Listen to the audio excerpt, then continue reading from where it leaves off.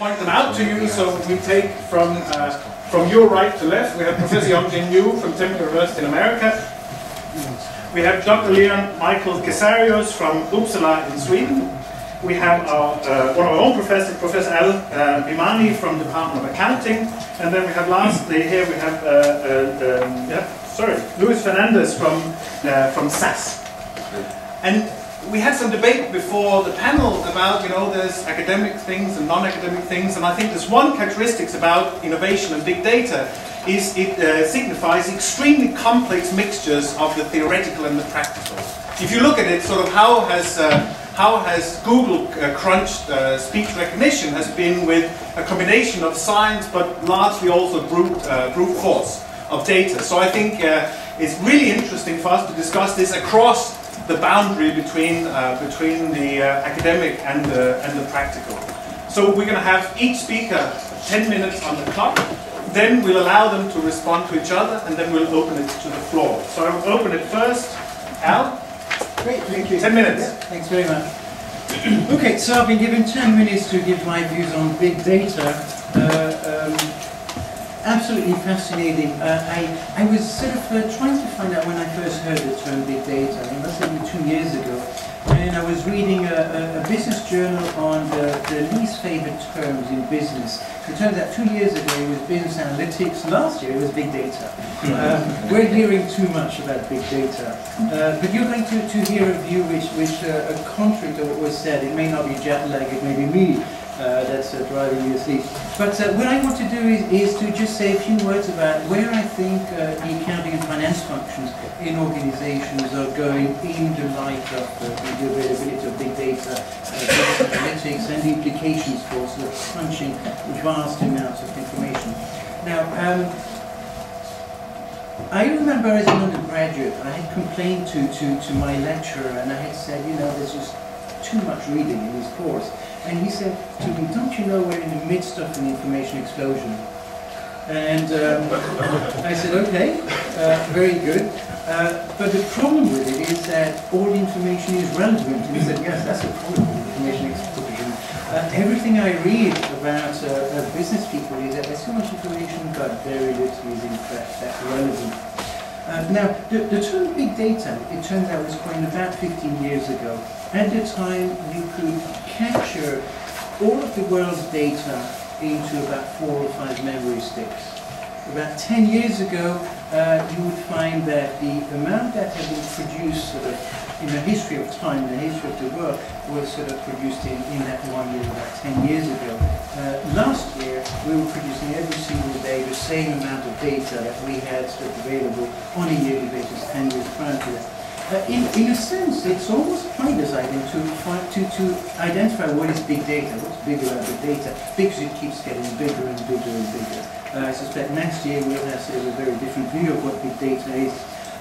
But then I was trying to determine what's shaped the emergence of big data in the recent past. One of the issues, I think, is certainly digitization, so the availability of all sorts of platforms, all sorts of technologies that essentially deal with digital information. The other one, which is quite interesting, and I do a lot of work in it, is emerging countries are fast producing a vast number of the middle class. So that's increasing. We're told that there's about 2 billion middle class individuals, depending on the definition today. In about 5 years, there'll be 3.5 billion. Middle class people have discretionary income. People with discretionary income buy different items. If they're going to have the choice to buy different items, then they're going to be sort of digesting a lot of information and producing information. So I think one of the key drivers of big data is in fact demographics. The other one is I think the global financial crisis. So so 2008 we have sort of the onset of all sorts of things happening in the economy. We then have government stepping in. We have all sorts of new regulations.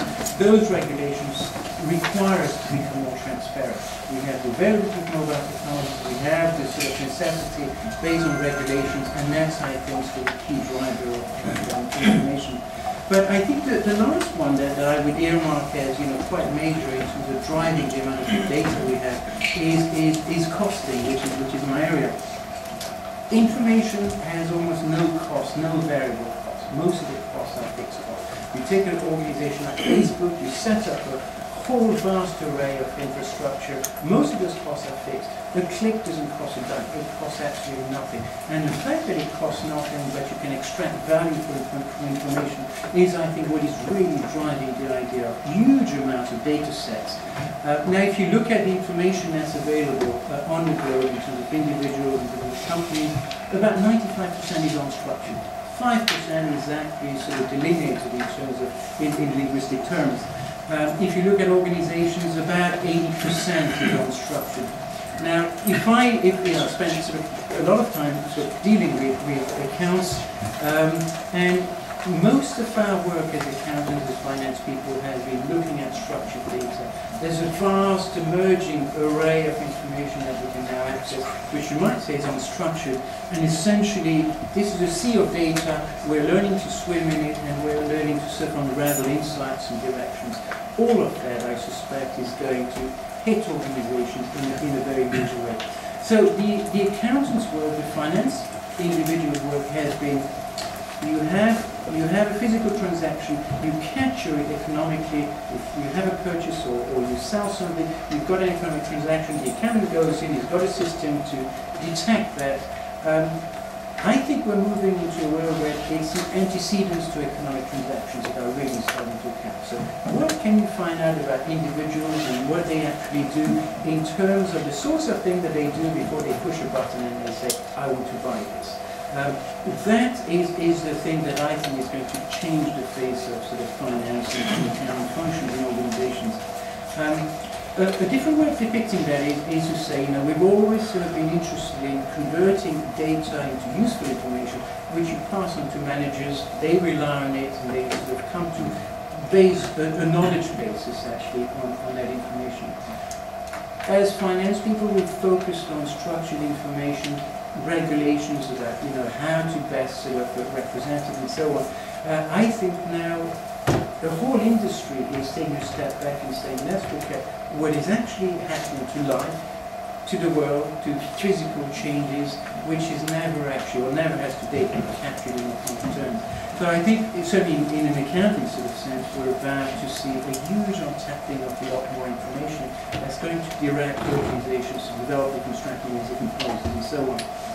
But so I mean, certainly we can talk a lot more about this. But the other thing that I wanted to suggest is that accountants are increasingly sort of asked by senior managers to basically say something about decision making, say something about strategy, say something about policy making, and so on. The information that comes from big data, I think, is about insights based on antecedents to economic transactions.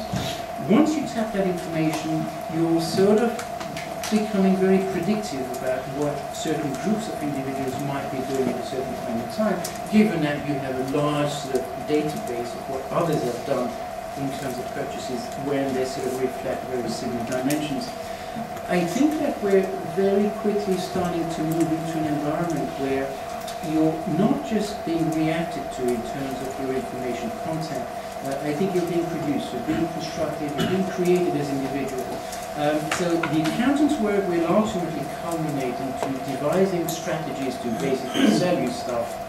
And when you get sold stuff to, before you've even thought about the purchase, the mere fact that you're exposed to all sorts of possibilities, I think, channels you into becoming a certain type of consumer.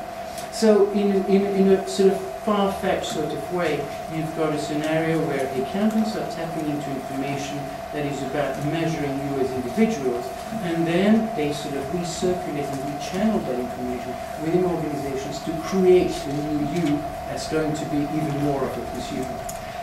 So, I mean, one could suggest, just in closing, one could suggest that big data is certainly about surveillance, and ultimately it's about constructing individuals. You might even suggest that big data is about Big Brother, certainly, but it's also about Big Mother. You're being shaped and constructed into individuals based on surveillance systems that arise out of you merely breathing and eating and transacting in front of screens and sort of punching various buttons. So I think, by becoming sort of, I think you pointed very nicely, Ted, this morning. I think you suggested that, sort of being sort of suggests that you get measured And in the history, I think, of social sciences, measurement has always been about control. And I think that this is very much a control exercise that we're sort of witnessing. Thank you very much. Thank you. And next, Leon. Thank you. This connects very much to what you said, particularly with consumers, customers, etc. I would like to share some. My colleague and we do some research from a marketing perspective. We look at the data from a marketing perspective, and being engaged for, I think, over a year now in roundtable discussions as a primarily empirical source to understand how companies in Sweden, major companies in Sweden in their industries, are making sense of the big data phenomenon. And I just want to say a few words about marketing and how these companies understand and are active within this kind of practice, and what kind of challenges that they face, and share three types or three findings preliminary, because this is ongoing. And if we look at marketing, I mean, technically marketing is very much about collecting, processing, and using information about customers, about the preferences, about their behavior in order to support decisions in terms of marketing activities that may have particular goals to influence the customers. So very much what we see and how we understand marketing, and also big data in this case, is very much about developing and using knowledge about the customer, about the world in which this customer lives, breathes, and acts in. And marketing research has tried to push the boundaries. I mean, there are certain questions that we would like to have answered. For instance, how can we understand the value creation process of customers? How can we understand something that we never understood before, the consumption process, which has been very much a black box? How can we understand the networks that surround these actors, and how do they function?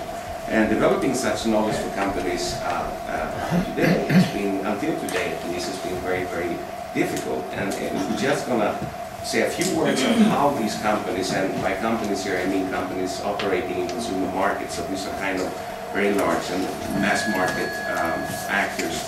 And admittedly simplified, we can say that the way that these companies have tried to understand from a marketing point of view this important actor, this customer, has been from a distance in a very asynchronous way and on a very aggregated level. And most of the time this has been to paint an often very fragmented picture of the customer, many times in terms of market segments.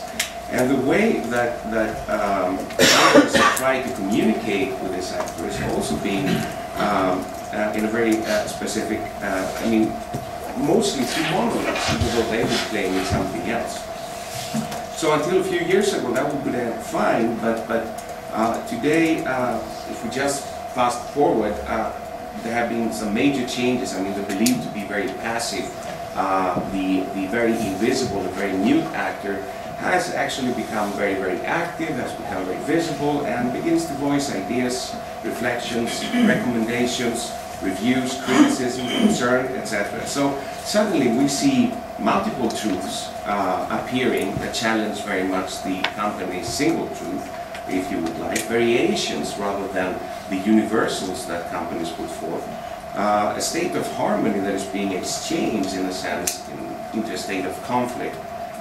The idea of optimization exchanged for good enough. So in other words, I mean, we do have a new power balance, what we call the new digital market space, and this is very much a world where companies have to make sense of this, they have to adapt to this, they have to engage in this, etc. So what happens next from that perspective?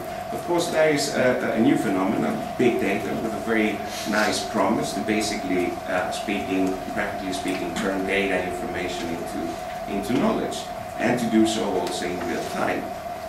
So how do they actually make sense of that? And my colleague and I, we have been taking part in these roundtable discussions. And before I say something, because this concerns Swedish companies, let me say a few words about Sweden. I think most of you know that Sweden belongs to one of the most advanced IT nations in the world, and depending on the type of report that you guys look at, you will probably see Sweden in one of the top 5 positions. Just as an example, in UN's ICT Development Index, Sweden came second after South Korea, and following South Korea was the rest of the Nordic countries of Denmark, Norway, Finland and Iceland. And the same thing when the World Economic Forum published their Global Information Technology Report, and I think Sweden came in third place, and Finland actually toppled Sweden. So the companies that we are engaged with in discussions, in roundtable discussions, they come from industries like the telecom industry, financial industry, the banks, the insurance firms. They are retailers, they operate in e-commerce, and they're also manufacturers. I can't really say the names, but there are not that many car manufacturers in Sweden. Yeah. And I mean, the people that participate, because they had to choose themselves, the organizations had to choose who to send, they're representatives that say that they own the question. Basically, they're the ones that are responsible for developing any kind of knowledge surrounding the big data issue. And who are these people that participate? Well, all of the participants are either, and most of them are actually head of business intelligence. Then we have marketing managers and information technology, IT managers. And all of them work directly or indirectly with questions that relate to marketing. So, but the majority of them are head of business intelligence. And what we do basically is that we spend a whole day with them, and we visit each and every company, and all of the guys are there, and we focus basically on the challenges that they face, that particular company, the host company face, in dealing with trying to make sense of trying to work with big data issues. So, I mean, even if they operate in many different industries, there are some similarities. So what have we found? I mean, number one, what we see here is big data knowledge is very, very low among these companies. And the absolute majority of the companies feel that they're very, very confused. How should we make sense of this? Is this a buzzword? Is this truly a new phenomenon? They don't have, many of these guys don't understand the history behind it, whether or not this could be seen as a trajectory, which as academics we can.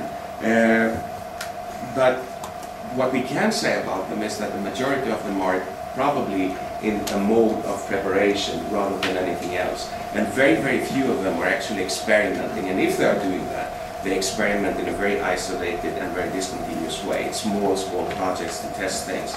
And what kind of companies are actually experimenting? Well, not surprisingly, those that enjoy a very high level of digitization, that are very data-driven. Many companies that will fall within the category of e-commerce, online gaming companies, online service providers, etc. In another question that we're doing to scan the market, we see also that we have, of course, financial service firms and some pharmaceutical firms that also operate there and are very, very experimental in nature. The second thing is that big data analytics readiness is very, very low. That is, in the sense, how can they actually operate within 6 months? Can they do it? What does it require them? And the majority of these companies claim that they continue to collect large amounts of data. But they do so not because they have a clue of what to do with that information. Rather, they do so because they believe that if they don't, they will miss out on something in the future. So they collect information today with one purpose, and then they're supposed to analyze that with another purpose afterwards.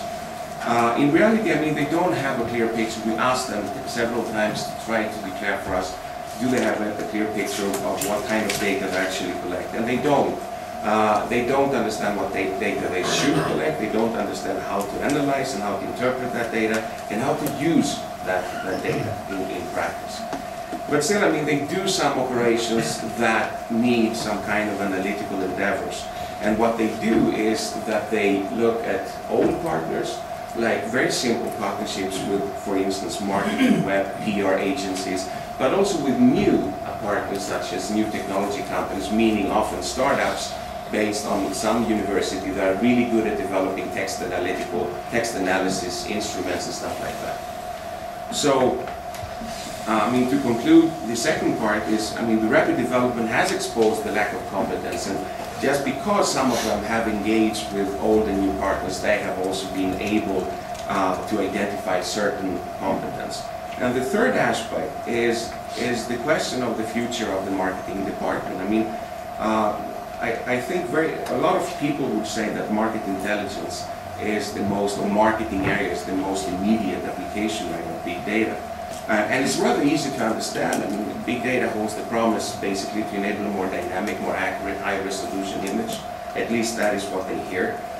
It's a new microscope, like Eric Brynjolfsson, I think, said that. So, I mean, small changes may therefore, in focus, may lead to huge and immediate tangible results. That's what they hear, and this is, of course, a very tempting argument. And the marketing department of these organizations has a position in this sense. I mean, they own the relationship to the customers. They are part in developing and also operating basically that relationship. But they also have a great disadvantage in a sense, because they're not the only ones, and the value of that relationship is, of course, very contingent upon what other departments also do. And how to organize, which is this third point, for big data operations is one of the most discussed issues that we're focused upon. And the marketing department, to take the lead, has figured prominently as a candidate. So can the marketing department take the lead? Yes, the companies think. Should the marketing department take the lead in this kind of big data operations? Yes, it should, given its position to the customer. Will it take the lead, or actually will it be allowed to take the lead? So that totally depends, because that's also a political question. Totally depends what we mean by marketing, what we mean by marketing departments, and how we actually organize organizations in the future. Thank you very much. Yeah, third one on the list, Luke. You have some slides as well? So, no, it's fine, I've got quite without. Okay. Basically, I think my slot's quite simple and straightforward, exactly what Neil Michael said. No, but seriously, I mean, so firstly, let me put on the table, I'm not an academic, I'm not a mathematician, I'm not a technologist in any way, shape or form. I work for a very commercial company, and I sell big data projects, essentially.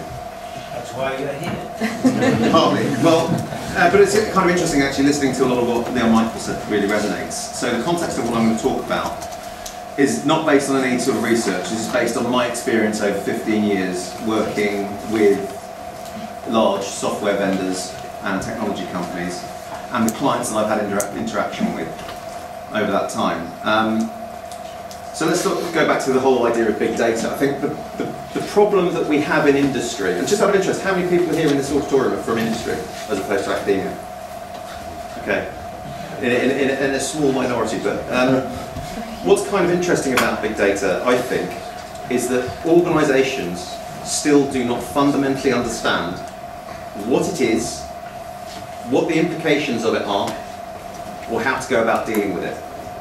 And more to the point, I don't think that it gets the traction that we would necessarily hope at an executive level. So in boards, it's rarely, if ever, discussed. There are certain industries where it lends itself better to, my own included, where, you know, in technology it is absolutely on the agenda. And maybe in industries such as telecommunications, which have that deluge of data. But oftentimes it's not even on the agenda. And if it is on the agenda, the way it tends to go is it tends to be, let's talk about big data. That's a technology issue. That's the CIO's problem. So go and sort out big data. Now, where we see these things fail, I mean, I've been involved in a lot of technology projects over the years. The ones that fail are the ones that tackle it as technology projects. It is about the implementation of a technology. We have to get this big data thing, whatever it is, up and running and do something with it. We're not quite sure what, but we've got to do something with it. Fundamentally, the ones that work are the ones where, at an executive level, they understand this is about business transformation. How do we change our business in a way that brings the entire organisation along? It's not about just the technology, it's about the people, it's about the process. And we've touched on a little bit on skills and skills shortage. So one of the things that we certainly see at SAS is we see that there is an absolute dearth of talent in the marketplace. People don't understand statistics. When we talk about analytics in the context of big data, well, it's a dashboard, it's a report. We don't think of it in terms of predictive analytics, in terms of what should we do next, how can we capitalise on this, how do we make a point of differentiation in our markets, and people don't necessarily think of that. So I would say one of the big challenges that we have, and by this I mean not just technology organisations like myself that are trying to sell into these organisations, but also I'm looking at the rest of you academics here, is how do we take the message of what big data is, the impacts that it has on organisations, and how we collectively need to then educate boards, board members, organisations to embrace it and actually take advantage of it, so that actually we can start to shape what the future looks like in a big data world. And I think this is something that where we have a lot of issues. So in order to do that, I believe we have to start talking the language of the boardroom if we want to change business. What do I mean by that? Well, essentially, I'm thinking about how do we translate what it means big data-wise into revenue, profitability, and cost optimization. If we're not having those conversations with boards, we're not on the agenda. And I think this is something that, you know, it's great that we talk about big data, it's great that we talk about what you can do with it, but unless it translates through to how it affects shareholder value, how it affects the performance of my organisation, as an executive, I'm generally not interested. Because I'm too deep down in the weeds of, I've got to deliver this quarter, I've got to deliver this financial year, I've got to deliver return on shareholder value. So, I mean, my ask to you guys, I think, and maybe we can debate this a little bit later on, is how do we achieve that? How do we bring industry, how do we bring society along with us on this big data journey? How do we make it something that people can see advantages and actually start to think about things not just in terms of it's a technology, but it's a fundamental way of how we do business. It's a fundamental way of how we interact with each other, and it's going to become increasingly important as we start getting all these other data sources coming in. We've talked a little bit about, you know, social, location, and mobile data. What about all the rest of the sensor data that's now going to start joining it? The Internet of Things. How do we capitalise on this, and how do we make it a part of the way that we live and how we work? And more importantly, how do we then turn around and say, we turn this data into information to knowledge and wisdom, and, you know, relate it back to the objectives of organisations? And I think fundamentally we just need to change the ownership of these things within organisations, so it's no longer seen as just in the domain of the CIO. And that's basically it. Yeah. Thank you very much. And last, Youngjin. All right. So I will start with the argument that big data problem has always been with us throughout our entire history.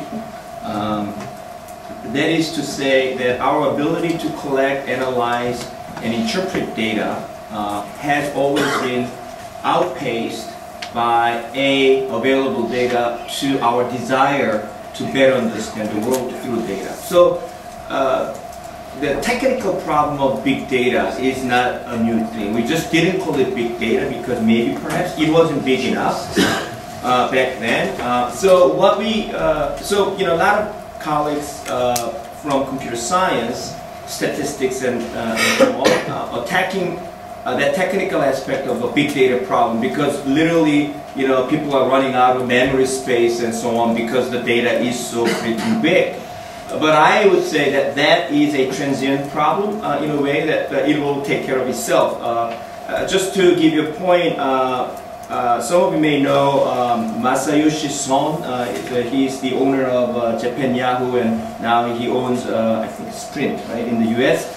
A few years back, he made this argument that if you pay $300 to buy a mobile phone in 2040 with the current technology trajectory, which can be debated, he said that we will be able to store 500 billion songs, 300 million years of news, and 30,000 years of movie. Essentially, he's making an argument that we will be able to record our entire life on our mobile phone and carry it in our pocket. So the technology, whether you believe this trajectory or not, to a certain extent we can argue that this technical problem of big data will soon go away in its current form. But of course then we will have another wave of crisis of big data because our data is going to even bigger.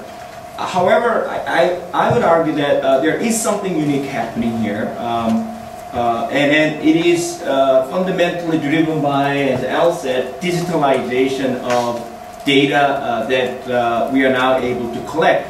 All human actions, as a byproduct, would produce some form of information that is of value of someone on Earth. Not everybody, not always, but whatever we do generates a trace of information.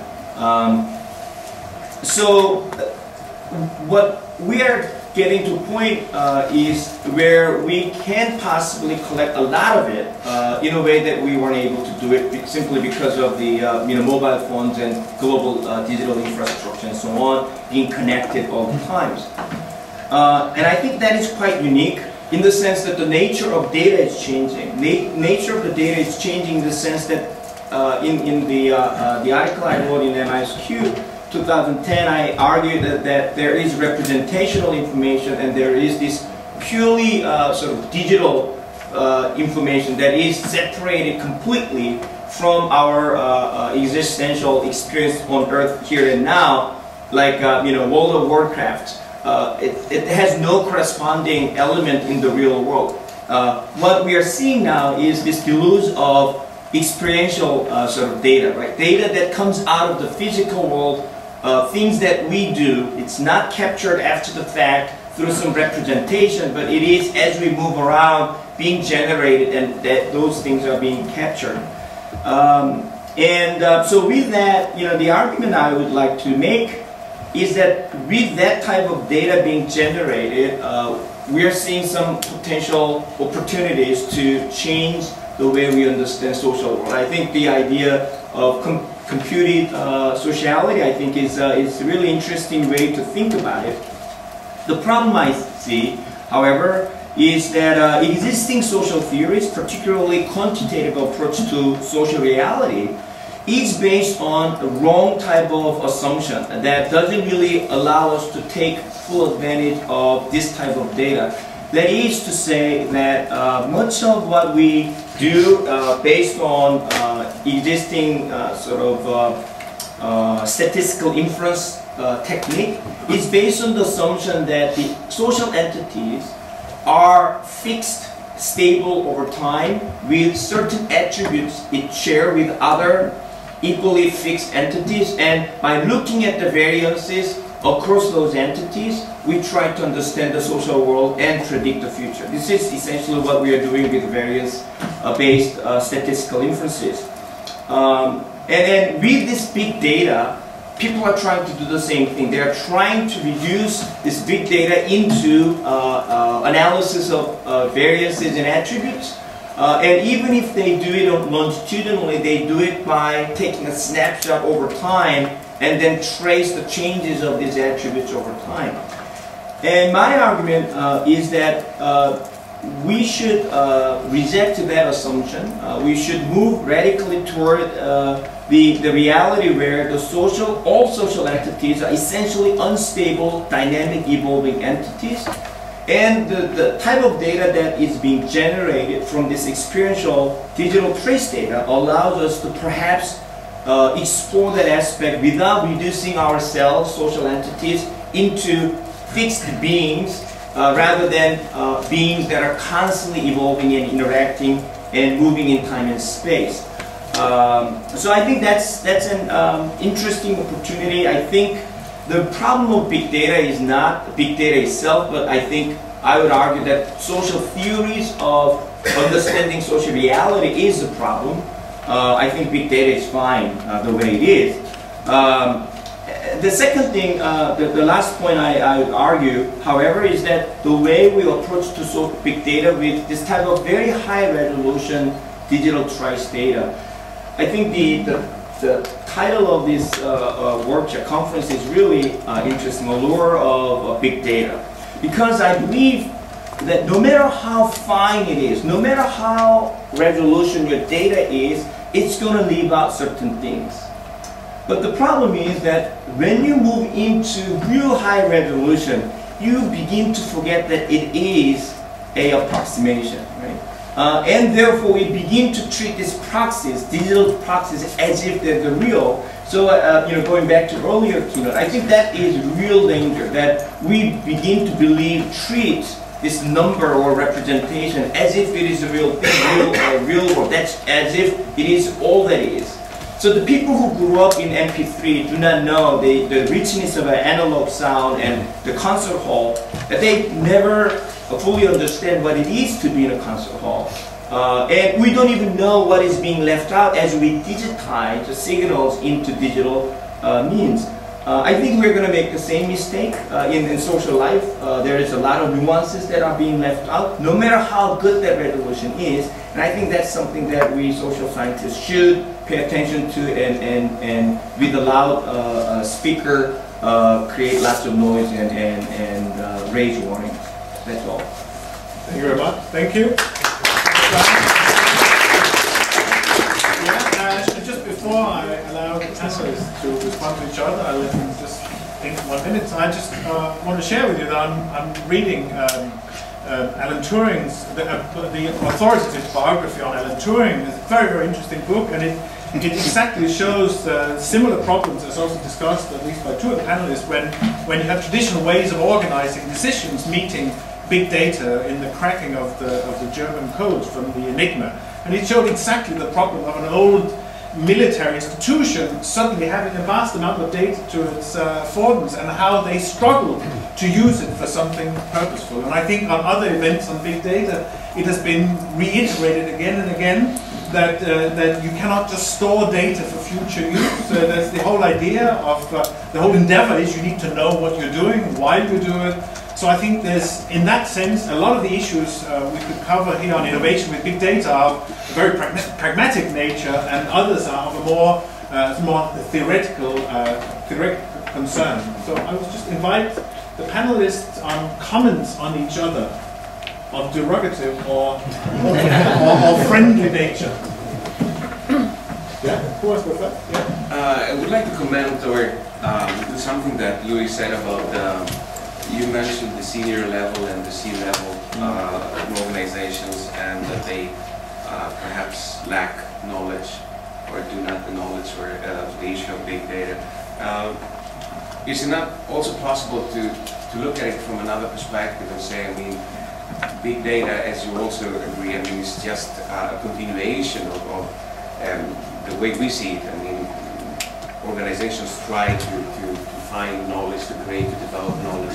So I mean, we have had IT support, IT aspects before that have been brought into organizations in order to help them develop knowledge. We had just a few years ago, we focused very much on knowledge management systems, we focused on CRM systems, and all these type of kind of decision supports have been, well, failures in a sense. So I mean, it would be perfectly normal for many at the C level to be rather skeptical to this. And I mean, the people that we talk to, which are not at the C level, actually, and we ask them what they think about vendors, because they explain to us, I mean, constantly they are being contacted by vendors, and they say to us, I mean, we believe that vendors lack legitimacy. That's their ideas.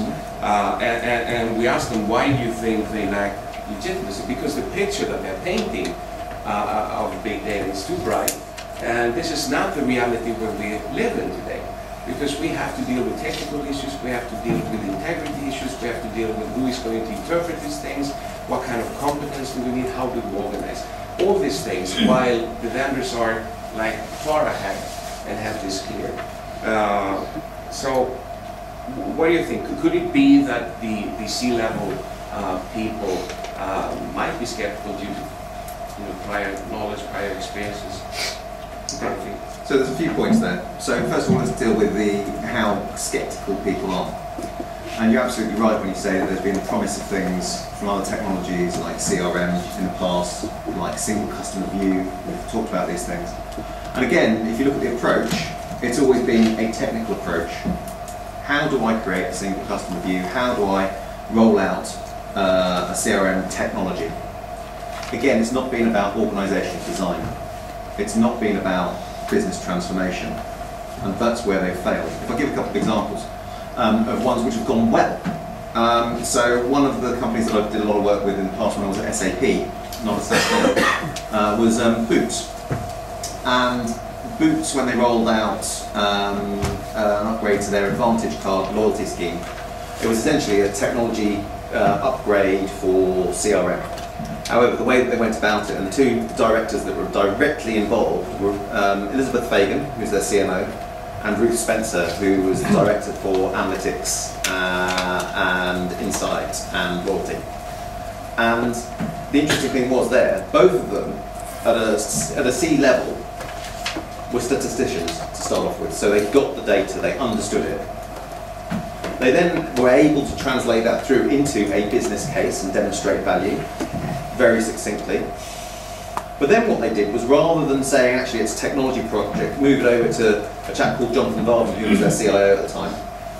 What they actually did was they said, actually we're going to involve the entire organisation and the vendors early on, articulate our vision, understand what it is we want to do with the data, and then get everybody on board that bus so that we can have that common journey, so that we can have that common experience, so that we can have that common goal. And that changed the paradigm of what was actually deliverable. So that was, and it was lauded internally as the most successful IT project they've ever done.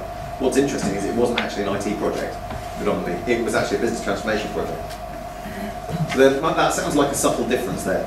So you're right about the expectations in the boardroom having been bitten before. Then you talk about sort of prioritization. So how do we prioritize these things? How do we, operationalize the technologies in a way that actually we're setting realistic goals? The trouble is, and I've been in these pictures before, where where you turn around and you say, right, here is the reality of it. This is what is doable, and this is what is not doable. People are like, no, you don't understand. My career's riding on this. It needs to be doable. And not only that, but if I think about my tenure, my average tenure is between 2 and 3 years in my role. So actually, somebody else is going to inherit the disaster that happens. So people think quite short term in these kind of instances, and that I think is another reason that it doesn't necessarily translate through when the projects actually go through. So there are a number of different factors at play. I think where people do take the strategic decision to bring the entire organisation with them, they are successful. And unfortunately, a successful story doesn't make the news as much as an unsuccessful one.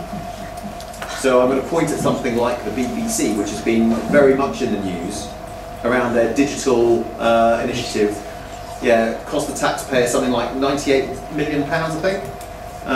Public Accounts Committee, when they had a look at it, they were very, very critical of it. And actually, the major criticism was around the internal communications and buy-in on the project. Nobody knew what the hell was going on. Nobody understood what the benefits were.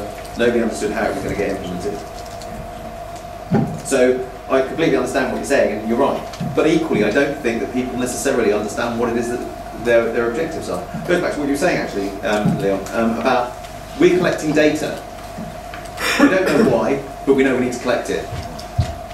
And there becomes a lot of data noise Whereas actually the questions need to be, actually can we formulate the question first about what it is that we're doing and how we're going to use it and where that advantage is likely to be.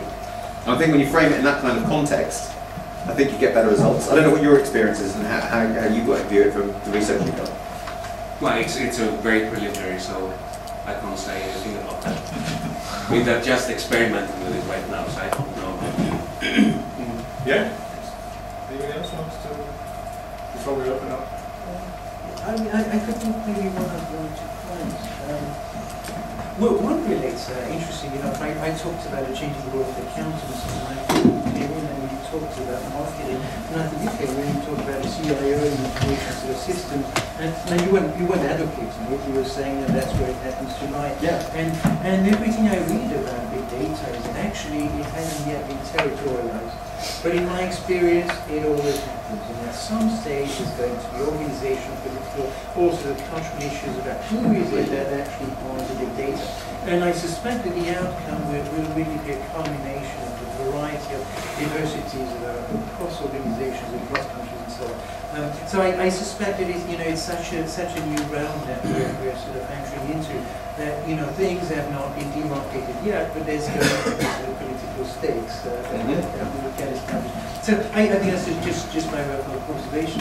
But the other thing that I think a few of you touched on is this notion that big data is new for us, and a lot of the analysis that's been done, and we're still exploring and experimenting. The analysis starts off with a statistical premise that you look at a lot of data, and really you're just talking about correlation. You don't talk about causation. And the problem is that, the case in point actually was this Google sort of flu data, where they collected all this information. Who is it that's asking about, am I going to get flu? Where do I get medicine? What do I take? And so on. And that became a predictor of, flu problems sort of within a day, and you could actually sort of track down exactly flu epidemics based on the data collected. But then, you had actions that were built around that to pick up more flu vaccines in this area, and we had more clinical opening in this area, and they were never used. And of course, the problem was that correlation did not coincide with causality. If I say to you, I think I have a flu symptom, and I say that to you, and I say that to you, the three of you will log on and find out what do I need to take. And the point is that just one of us that's actually got a problem here. But I think that can cut across quite a lot of the big data analysis. When you're looking for insights, and all you're relying on is in fact a sense of association and correlations. And so your point about traditional reliance on stability as opposed to dynamism and change and so on. And I think Nick had mentioned, and you had sort of touched on that as well, is social life is about sort of continuous experience, and statistics is about the past, and it's about correlation.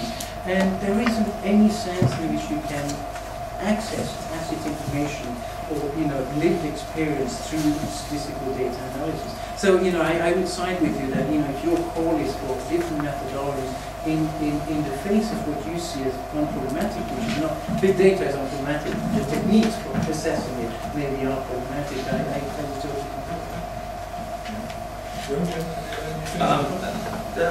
Well, the only comment I would have is that going back to this business value of big data, I would challenge that the notion of value is contested word, and we should not settle on a single meaning of value.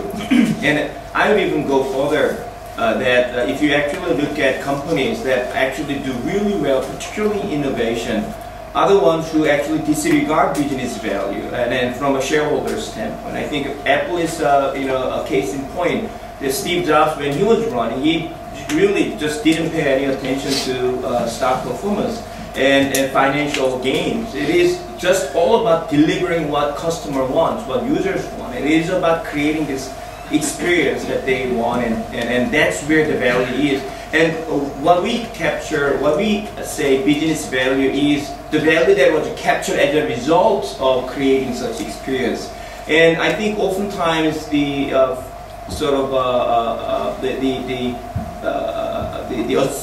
assume the primacy of business value sidetrack us from the central issue of running business. I think that's so. If we actually use big data, we should use big data in order to create a better user experience, better customer experience, rather than thinking directly to accounting value. I don't disagree with that at all. However, I think that we're also bound by the realities of market forces and the fact that actually I, as a business person, have to deliver this quarter, then have to deliver next quarter, then have to deliver the financial year, and I'm bound by the market and what my share price is doing.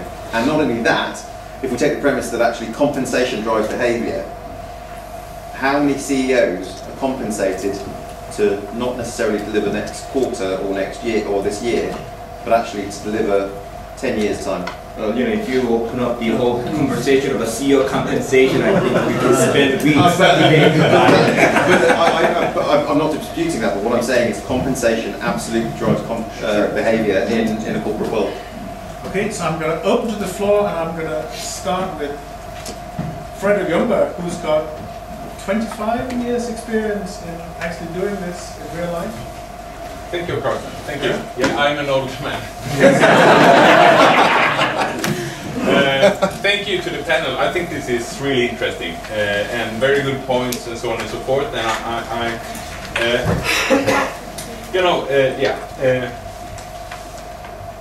I think I tried to be a bit provocative.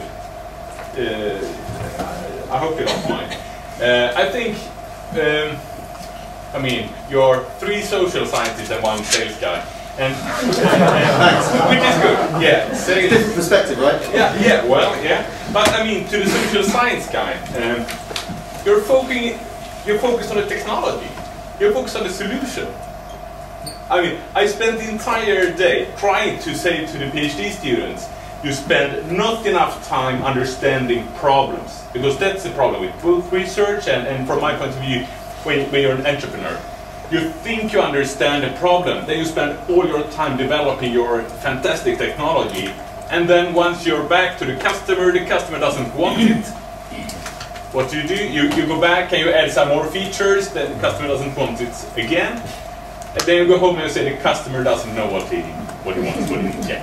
So the problem is always, I think, that we spend not enough time focusing on the problem, understanding the problem. And some of you said things like the senior in companies, they don't understand big data. I would say, why would they? Why should they? I mean, why should they be interested in mobile technology or big data, whatever? I mean, you couldn't go there and say, big data, fantastic. You could go there and say, I could help you reduce a warranty cost by 45% next year. Then they are interested. You will get the resources, you will get the attention, you will get, everything. So I think we focus too much on solutions, not enough on the problem. So my questions to you would be, I mean, you're experts in big data. I mean, could you mention just a few general, serious business problems that you could reduce or resolve by big data solutions? Well, I'll jump right in. I'm not a safe person. Yeah. But, so I was talking to the insurance company. The insurance company's business is all based on understanding, their ability to understand the risk.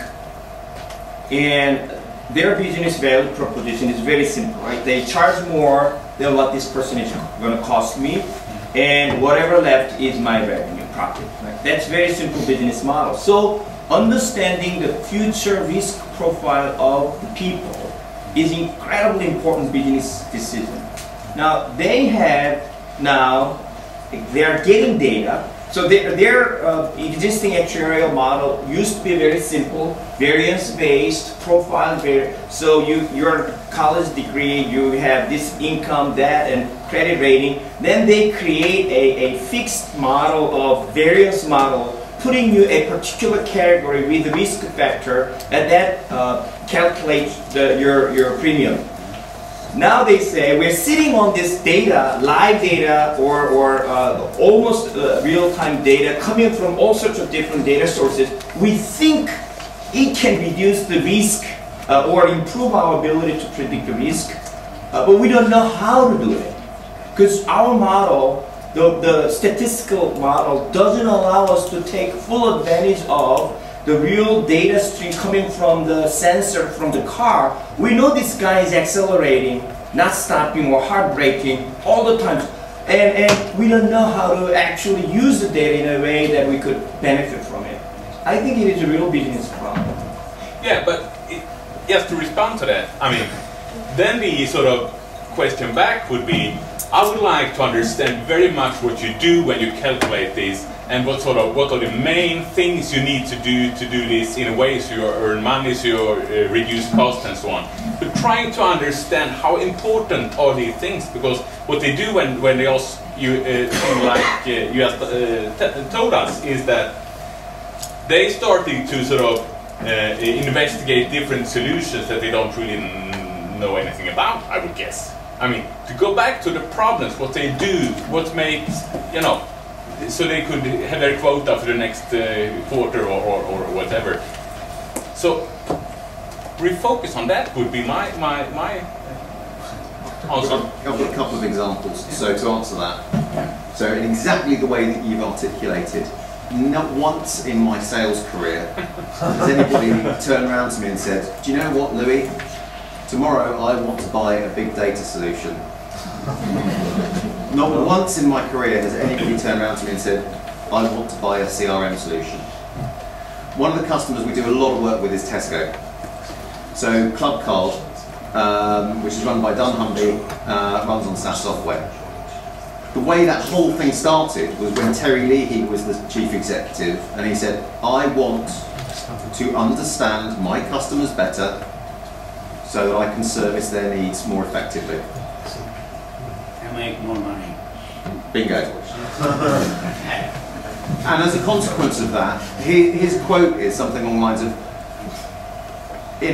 my ability to understand customers and service their needs better has allowed me to increase shareholder capital 10 times in 8 years. That's it. It's a financial metric. Very simple. Another example is a large oil company where we've done a lot of work with in predictive asset maintenance. So this is where you're taking in vast quantities of sensor data and looking at performance over time, and you're saying, you're making a prediction about where you think there's going to be a potential failure. And we ran a proof of concept with this oil company on some of their assets in the North Sea.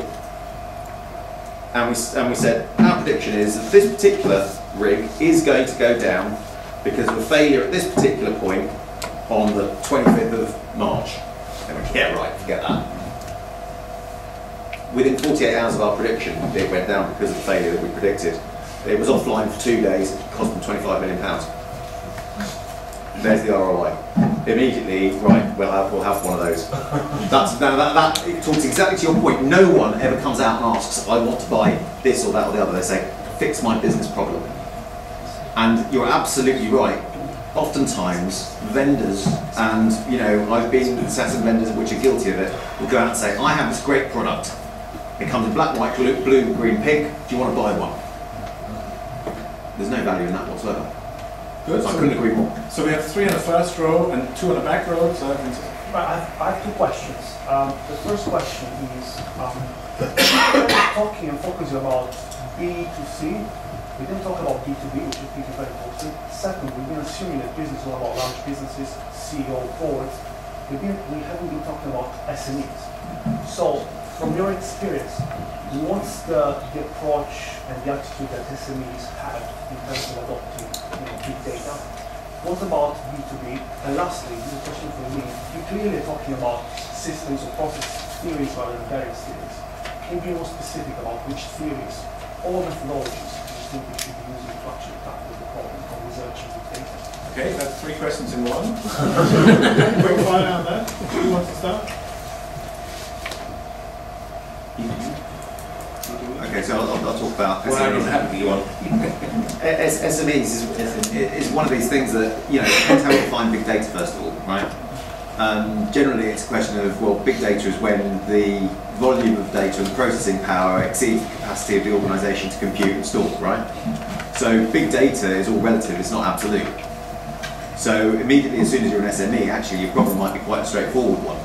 In terms of, I actually just need to be able to handle the number of customers that I've got and actually be able to look at how they purchase and what they do next. That might be a big data problem in your paradigm. So I think there's that relative point about what it is that they want to achieve. They might just be, actually what I need to do is I need to get more customers. I'm not quite sure how I do it with my big data problem. So I think that's maybe one of the ways. It could also be a matter of, going back to the point of digitizing information, which the first unit is not cost you, and then the marginal cost is zero. It's also a matter of cost. Perhaps being them under-resourced, they won't actually adopt it because it's not expensive. I think there's also the whole move to the cloud now. So if you services like Amazon Web Services, where you say actually I'm able to stick a whole load of data in the cloud and actually just buy it on a sort of, you know, time and materials kind of basis. So I'll buy my processing power for, I need to do this for, you know, a couple or 3 hours a month and get my answers to some big data problems. That actually brings down the total cost of ownership massively. So I think that's a way that they go about that. Youngjin, do you want to comment on that? Yeah, very quickly.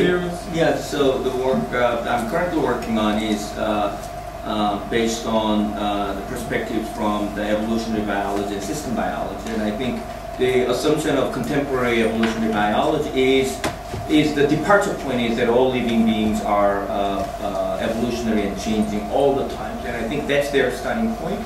So I think there's a lot for us to learn from it. There are a lot of assumptions that are not necessarily valid.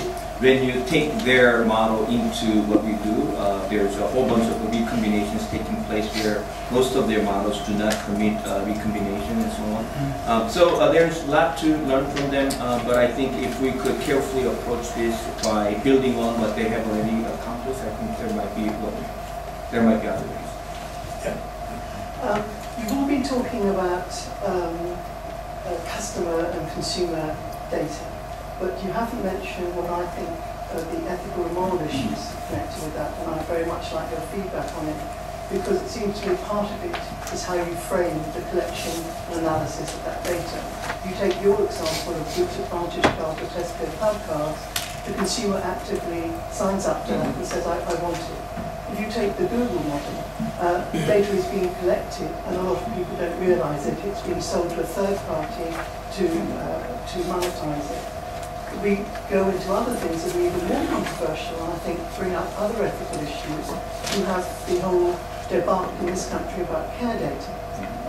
And we also have some very positive things, which are the kind of use of massive open source data from telcos in disaster situations like Haiti or Sandy. Now, these are all very different ways of using big data, and I think they have enormous ethical and moral issues, and I would very much like to hear your views on how we should deal with those issues. So again, I think from a brand perspective, it's kind of interesting. I've listened to a lady called Sarah Walby talk about this a lot. So Sarah Walby, she's the CMO at Sainsbury's, and in discussions that I've had with her in the past, it's very, and it's the same with Craig Inglis at John Lewis. Exactly the same point of view.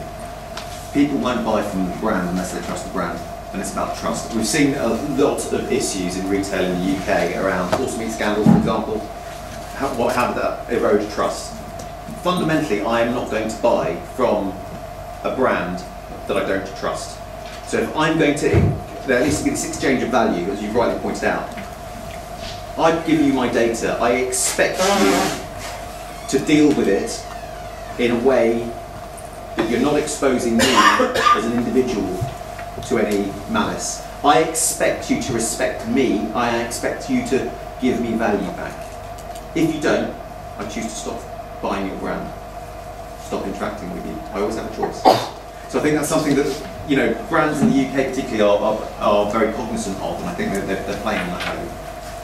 I think where it sort of breaks down is where you rightly say people are selling on that data in a way that doesn't really work. I mean, I'm not an advocate of that at all.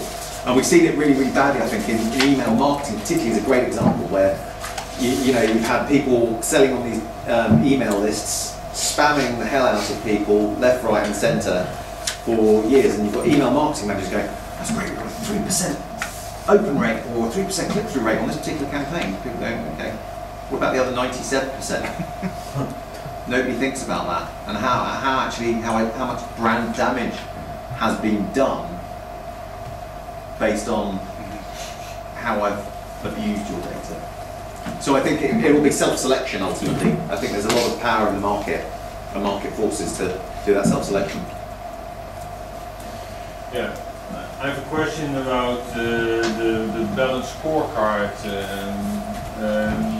This was invented a couple of years ago to prevent the dangers of unbalanced scoring, and it also relates to use of operational data, customer data, and also towards causation, because in the strategy map you kind of find a kind of causation. Does anybody care to comment on that? On why we don't hear about the balanced scorecard in the realm of big data? If I can say a few words about that and also link it to the previous question. My sense is that there's very little that's balanced in the balanced scorecard. Balance comes out of context rather than from a generic universal conception of what balance should represent. And that would maybe sort of speak to the previous question. I think certainly what's happened with technology is that it's allowed a whole new array of business models. Models that we had never thought about. Some bright guys who were sitting in the garage said, wow, you know, I think I can create value with this. I think the outcome of that in the mechanics sense is, you know, if you visualize an income statement, you've got revenues, you've got costs. Traditionally, if your cost increase is pushing something that's ultimately generating the top line, the revenue. I think now we have a vast number of business models where the two are totally dissociated. You take Facebook, for instance, who is it that's driving revenue? It's probably advertising. Who is it that's driving costs? It's probably sort of, you know, people who are probably my daughter at 2 in the morning. So the point is that costs and revenues have been dissociated. And I think what that's done is that it's basically unleashed a whole set of opportunities where ethics have been left aside. And so, you know, the person who breathes and thinks and eats and walks produces information that somebody can use. And there is no questions asked about can I actually use that information to create value in a very different context, which will ultimately come back and reshape the way that we think, feel and even so. So I would totally concur with you that I think, you know, I think partly it's unwitting that there are a vast number of ethical issues that have emerged. And I think, I'm not sure that market forces will address all of those. I think what Nick had said earlier is that, you know, somebody needs to sort of say, open up your eyes, you're doing all sorts of things that aren't actually so that good for your ethical health. But I think over a period of time, those will surface and they will need to be addressed. I don't know whether they will, but I think they will need to. Christina? Yes, my question is about social data, data produced by the social media sustained interaction, and that is now commonly understood as part of big data phenomenon. There is a lot of hype right now from marketing perspective at least in understanding consumers through this opinion, likes, sentiment and whatever produced over there. So I was curious to hear your experience on this. I mean, if Lian, the company you're working with, how they are tackling this social data issue, with what assumption or what kind of instrument to extract value from it, or even you, Luis.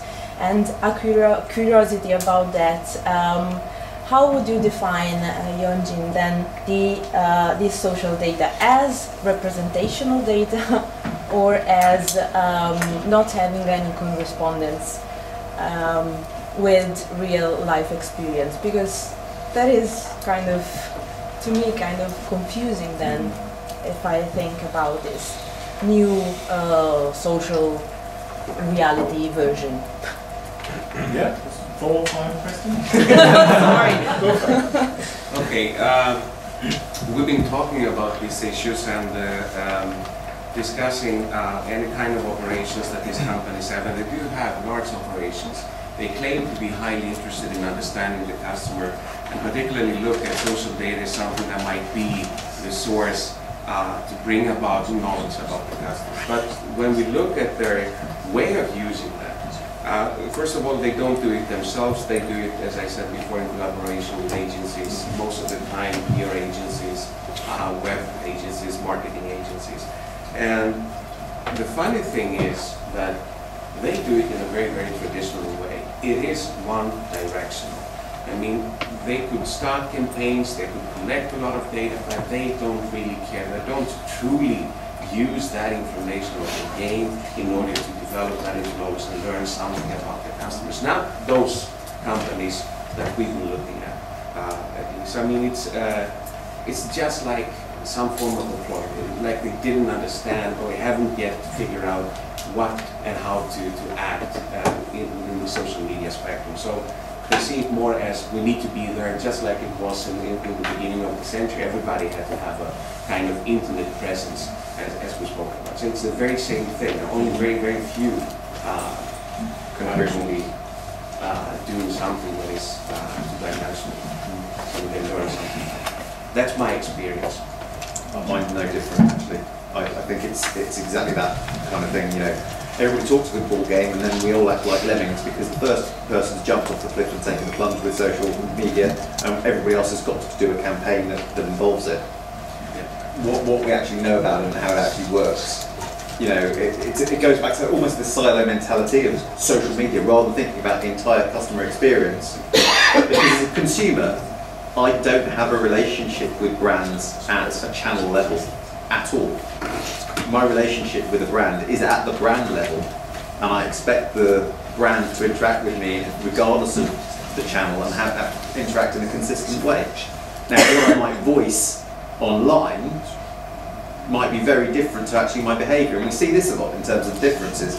People's social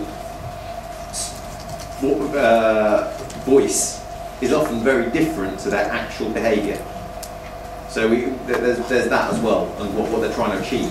So they store and that's it. They store data and that's it. Oftentimes they'll do sort of sentiment, and sentiment analysis I think is still quite basic. Positive, neutral, negative most times. It's like, okay, the reason PR agencies are handling this by and large, I think, is also because it's about reputational risk. So what can we identify early that we think there might be a reputational risk? There's the great example about, was it Delta? Delta breaks guitars, remember this? The whole YouTube video affected share price by 10%. Yeah. Massive. Now, again, that was one individual who happened to go viral because he made a video about with a song, and people thought, oh, that's quite cool, but then it got round and it had a massive impact. Or the New York Police Force own Twitter campaign that really covered. Well, quite. Okay, we have Steve and Nicola. There's a clear opening in there. Let me just respond to the question. There you go. Well, I think it started as a representational, in most social websites, but over time in our society it has evolved into more like either sort of computed reality or experiential. I don't think it is quite like imagined. It's something totally detached from the reality. Although I think there are a lot of friends on Facebook that I have absolutely no clue who they are, right? I never met them, but somehow they, popped in my friend's request, and I say yes, and there they are.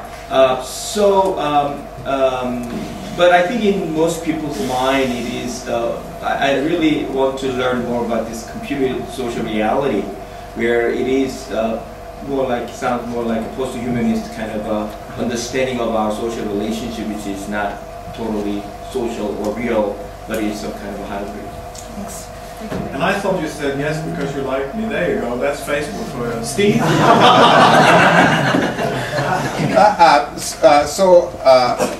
An observation, an admission, and a question. The observation is that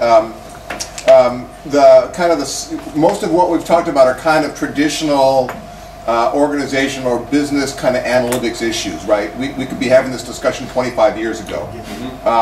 And so the admission, that's the observation, which is we really haven't talked about big data, we've just talked about organizational problems that have existed for a while. The amount of data probably not going to do that. So my admission, of course, is I hate it when I have to agree with Youngjin, but here I have to agree with him. Just really bothers me, you know, as another American, to have somebody else think that I'm not unique, so it's very troublesome for me. Sorry. And here's the question. So I'm really fascinated by the fact that there's a lot of stuff that's going on this data analytics that's really interesting in things that we all spend a lot of time looking at or being part of, yet they don't get a lot of discussion in these conversations. For example, sitting right next to me this morning, somebody had a UPS package delivered to them, right? To this place, and the amount of energy and intelligence that goes into tracking a UPS package, amazing. What's also amazing is over the years they've delegated more and more responsibility to the shift manager or the person who's moving the box, right? What we would think is as a useless asset, somebody you don't even employ full time, but they're making really big decisions in the United States about whether it goes local on the truck, whether it goes to Memphis, whether it goes someplace. They've moved that down because they've learned over time that they can delegate that work down to somebody who knows a lot about the business, right? So they combined analytics with decision making, and they've moved it down, not up the tree. Right? I think that's fascinating. We could spend a week of Sundays talking about what they've done in sport and about measuring sport because it's a measurable thing. Though I notice when I watch any sporting event, there's no discussion of measurement because it's a competitive advantage. And so no team would really want to give up a whole lot about what they're looking at, right? So so here's the question. That's the observation in the agreement. Here's the question, which is, so most of what I see data analytics doing is kind of small and fundamental changes, right? Things that you're not looking at or not talking about right now. And so how do you teach somebody that? Or do we just wait for Billy Bean and Moneyball to show up? Or hope like God that you hire the right person? Or maybe somebody falls asleep with their face on the keyboard and comes up to a pattern. So that's academic papers. Right. That's my secret too. So are we so you make it sound sort of magical in one sense and totally trivial in the other. So which side are you all on? Magical or trivial? Magical. All right, I'm with you now too. Yeah? I'm not a binary person, sorry. Oh, that's a duck. They don't want to ask you a question. Okay, you can think while Nicola asks the next question. Okay, so my question is, perhaps I'm trying to be more explicit about the topic of the panel, that it was about big data and innovation. I'm trying to address really a little bit more the second term of the state of innovation. Where is the innovation here? And maybe I want to imagine there's a way, of course, to talk about innovation as a ways of gaining little or big edges on performance, and there's a way of talking about innovation that is more about blue skies and really revolutions. And so I wonder really what's the potential for revolutions and blue skies with these situations, because a lot of big data innovations that we see, like including warehouse management or where to put the cupcakes, or even just vaccine stockpiling for so even serious problems. They look to me more like optimizing resource management. And it's of course innovation, especially for the board, if it brings board value. But it's often board value is at odds with customer value, let alone quality of life and other kinds of concepts like quality of the community life and sociality. But I think that as then big data will become more and more adopted, then really the innovation and the potential for the board value will be on breaking these regularities and try to go beyond them. So then the innovation will not be based on big data, but will be countering big data or countering the kind of the imperatives of big data. And so that will have become maybe increasingly difficult. As Youngjin says, there will be always something that is left out, and it will be always invisible. There's Boger says, recently wrote, computers may have the answers, but not everything in the world is given, and I found that very, very telling. So there's this famous quote that I don't remember. It's Harry Ford. It's the famous quote from Harry Ford. If I ask customers what they want faster horses. Yes, or captain horses or something like that. All colors. Yes. Whatever color they want, as long as it's black. Yes. So then the question is, if we manage companies with big data, does the computer tell us build the carbon forces, or does the computer tell us build the Model T? Yeah, so it relates a little bit to Steve's question. It's about radicality of the innovation. Yeah. Any bits on that? So, kind of tying these two questions together, I think it can be taught, but not the techniques, but the way you think about using innovation or information. And I often say to my students in my class that, do you want to create? I teach, like business school. So I ask them, when you build an app, do you want to be a millionaire or billionaire? And of course, everybody says, I want to be a billionaire. And so then I said, the way you make a distinction between millionaire and billionaire is that if you simply sell apps, you will be, hopefully, if you're a successful billionaire. But if you actually think about selling information or capturing information and creating a disruption, you have a potential of becoming a billionaire. And then I go through a whole history of companies that created their strategic sort of, disequilibrium in the marketplace solely based on information. So tying back to your question about where is innovation, well, if we actually know where it is coming, we probably are not going to be sitting around and talking about it. But I think it probably is the way I would tie big data and innovation is exactly how companies or new startup can, so it is about the information that is not being systematically captured at the moment, right? And so it has to do with potentially some new stream of information. I think a lot of companies in the mobile space became valuable because they started collecting data that no one thought possible collecting, right? The second one, of course, is that how then you have a way of aggregating and beginning to see patterns in such a way that others have not. And possibly it is through associations. And so, I saw this very interesting presentation arguing that, like Mark Anderson said, software is eating the world. And the argument was actually it is network that is eating the world. Right? So if you think about, Apple's iPad or, Kindle replacing software, replacing physical artifact, what is really happening there is a network behind those software. But when you actually think about it, it is all about big data. It is all about harnessing data that becomes associable in such a way that we could not associate in the past. So I would say that the opportunity for innovation is by looking at those associated, first collecting data that other people have never thought about, and then using that, being able to create associations in such a way that others have not. Yeah, just a remark on administration. We are following the official clock of the room, so we still have 4 minutes left, and there's only 2 people left, because otherwise we'll run out of time. The next one is Alexia, and I'll ask you, millionaire or billionaire? There is no reason to be jealous about that.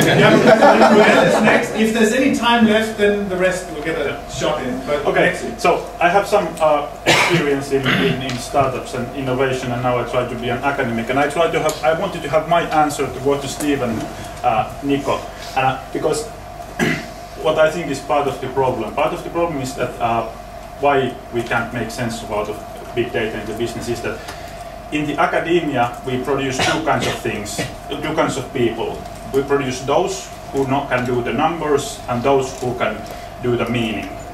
And the more I look at this, basically we have the quantitative methodologies and qualitative methodologies. So we basically entrench in the people's minds from the very beginning that there are these fundamentally different ways of understanding the world. And when I do business, that just doesn't hold. Yeah. You need numbers. You can't do business without numbers, but you also need more. So basically to make the numbers speak so that you can make decisions. So my question is just that, do you think this idea that we should get somehow this part of the problem is that we keep teaching people that there are these two worlds, quantitative and qualitative worlds, could that be part of the problem? That's my question for the panel. You didn't answer my question, but that's an excellent question. Who wants to answer that? It's interesting because Nico and I were having a discussion about this a few weeks ago, and we're talking about the whole thing about the data scientist. And actually, you know, data scientist I think is a term that is not particularly helpful because it immediately starts saying actually it's, you know, it's about the numbers and it's about this and the other. We came up with this idea of, I know it's been touted around a bit, but the data artist, somebody who can take a lot of information and start telling a story with it. You know, this is the thing that people buy into. People buy stories, people buy those insights. And actually go back to the points that were made earlier on, you know, about innovation. It's a process, right? I think that the whole process of innovation, yes, you need the data inputs, the insights to come in, but then there's still that cognitive piece that goes on about you're having that eureka moment, that light bulb moment, and you think, actually, this is the leap that I then need to make. And I think, so I don't think it is black and white in terms of like, it's about big data, has all the answers. No, it isn't. It's about, you know, quantitative, has all the answers. It's about quantitative, it's not like that. You're absolutely right. It's this process, this continuum of taking in all these different inputs, and then through cognitive reasoning, coming up with, you know, actually there is that eureka moment, but now I need to tell the story. Excellent. Well, did I forget you? Yeah. Well, I just talk very quickly. Yeah. Very interesting what you said about sort of data artists, and also really, really good thing about that. And also, I think when you hire people, you then give recruiters a very strict brief. They have to have this and this and this. So it kind of leads on much, much further back also in academia. But my question is related to, particularly between the three functions of HR, finance and IT, which had a little bit of experience, and how they particularly use like confidential and maybe certain sets of information that maybe cannot be kind of accessed by other areas. And particularly what you're kind of, I know particularly you, with enterprise software, you've been involved in, you know, setting things that don't work if people don't like to talk to each other and speak to each other. So it's how do you think that kind of confidential aspect of maybe certain data sets can be better used or better thought about and in perhaps a more creative way, like maybe with a narrative? First of all, I think you've hit the nail on the head in terms of like different functions, and it goes back to a comment I think you made earlier on about, you know, who owns the data and who's going to be coming out on top. And I think that you end up with these politically charged environments where actually, do you know what, knowledge is power, and therefore I want to maintain ownership of my data, and I'm not prepared to play with other people. The other thing is, of course, data can also be very, very creatively used in a kind of grey aspect to enhance certain managerial targets or even your own protection. So there's also very, very interesting kind of sub-levels of, you know... Lies, damn lies. Yeah, I mean, when I go to recruit, I always say I've got 5 interviews later on. Good. I think in the interest of being able to work with Rose in the future as my PhD student, have you got a quick question, Rose? Well, it kind of builds on some of the comments in these questions so far. But my question is around this term, big data, right? So we've heard a lot of the discussion on using a lot of data to do analysis, and also the contributions of social individuals to this data to create this large amount of data. But as someone just said, we've had very large databases for a very long time. We've had data warehousing, we've had analytics, we've had all of these different kinds of things for a very long time. The additional aspect was this qualitative aspect of what someone puts on Twitter, what someone puts on Facebook, etc. But again, what the commentary of the panel was so far this afternoon was, well, we don't know how to use this effectively as yet.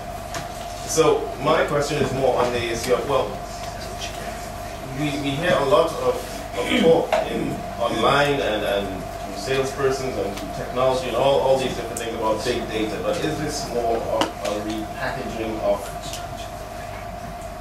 something that we've had before using new technologies? And what are the discriminating attributes of big data that makes it something of an innovation beyond just a repackaging of old concepts, essentially? Yeah, last chance before the break to get a shot at that. Yeah, very, very quick one. Yes, it's true about databases. We've had mounds of data in the past. Most of it has been developed to be stored as data. And I think that what's very new here is that a lot of data, emerging, historical structures, has never been sort of thought of as, this is the way that you aggregate it, this is the way you classify it. So I think that's a big new thing about big data. It's unstructured data that you basically redevelop and rejig into something that sort of potentially gets you inspired to do certain things that otherwise you wouldn't do. So that's typically transparent to the non-technical individual. You don't get a second bite of the cake. Everybody wants a cup of coffee now. I'm sorry for the last ones who didn't get on. Thank you ever so much.